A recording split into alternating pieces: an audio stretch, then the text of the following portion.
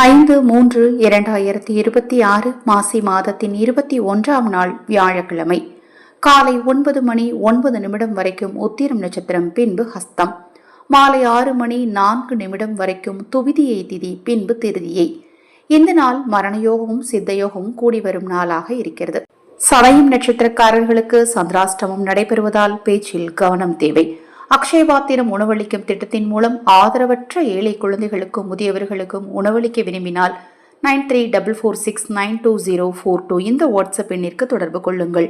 12 ராசிகளுக்கான ராசி பலன்.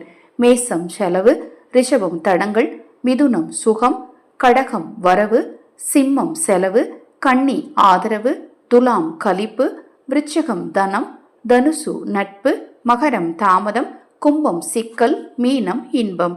இந்த நாள் இனிய நாளாக அமையட்டும். உங்களுக்கும் உங்கள் குடும்பத்தாருக்கும் நல்லதே நடக்கட்டும்.